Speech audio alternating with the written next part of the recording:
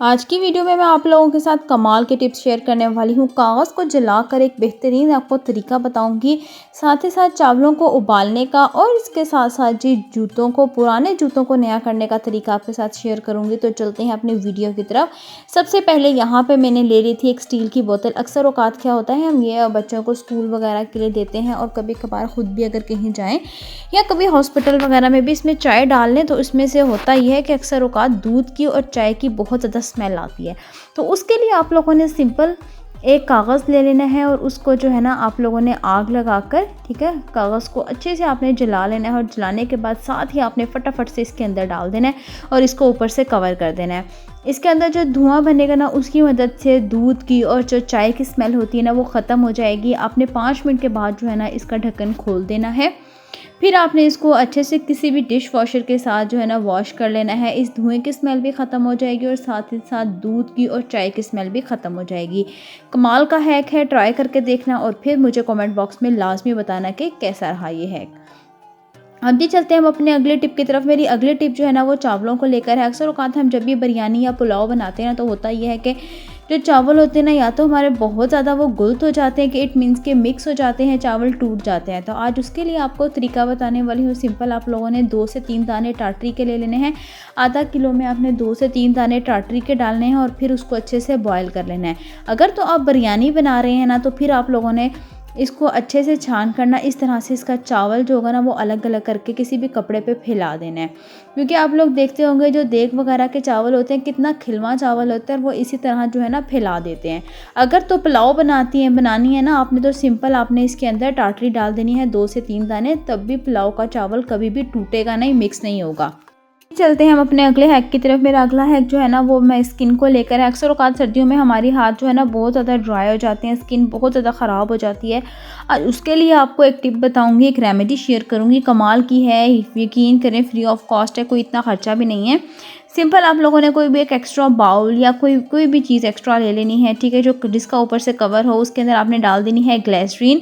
Glycerine हमारी skin को soft बनाती है और साथ ही साथ हमने इसके अंदर शामिल करना है अर्के गुलाब और 2 से 3 चम्मच आपने अर्के गुलाब के और 2 चम्मच ही आपने ग्लिसरीन के ऐड करने हैं और 2 लेमन इसके अंदर जो है ना आपने अच्छे से निचोड़ देने हैं।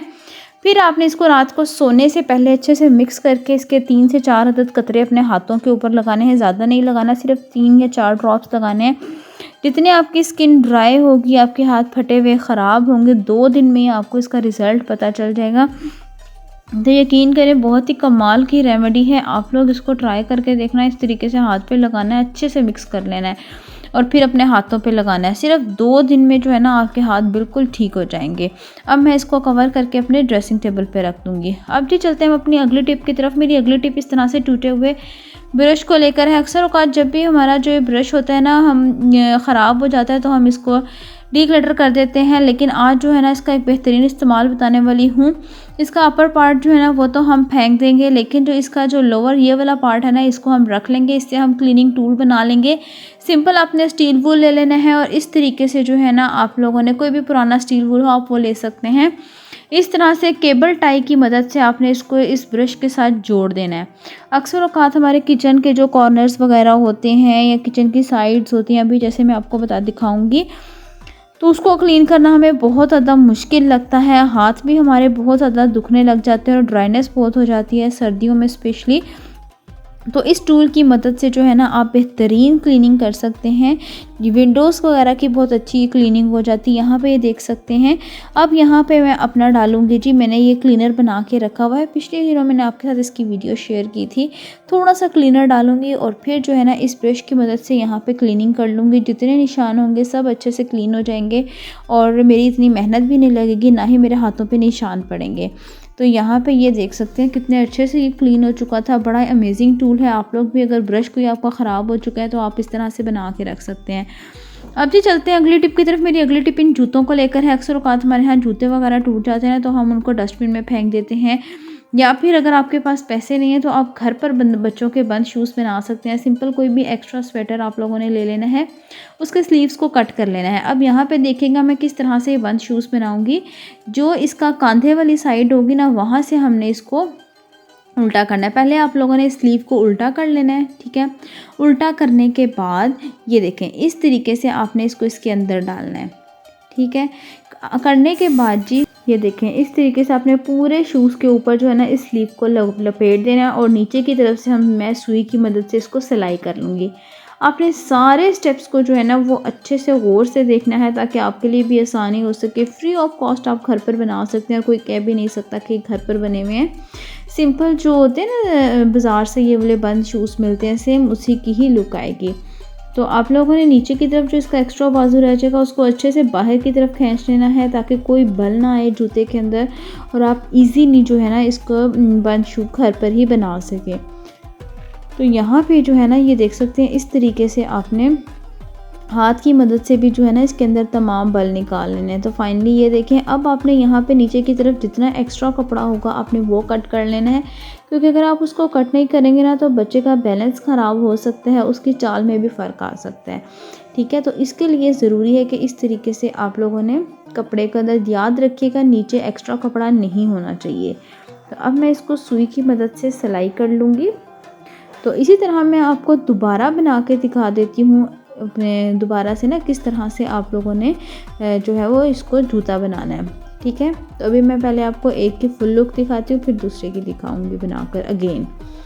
तो यहाँ पे मैंने इसको सिलाई कर लिया था, ठीक है। अब मैं आपको जिस बहन को मेरी समझ नहीं आया है तो मैं उसको दोबारा बनाकर दिखा देती हूँ। इस तरीके से जो है ना आपने पहले जूते के अंदर इसको डाल देना है, पूरी स्लीव को डालने के बाद इस तरीके से आपने पूरा इसको शूज़ के ऊपर फोल्ड कर देना है, ठीक है। ये देखें फोल्ड करने के बाद जो है ना अब आपने इसको यहाँ पे अगेन सिलाई कर लेना है।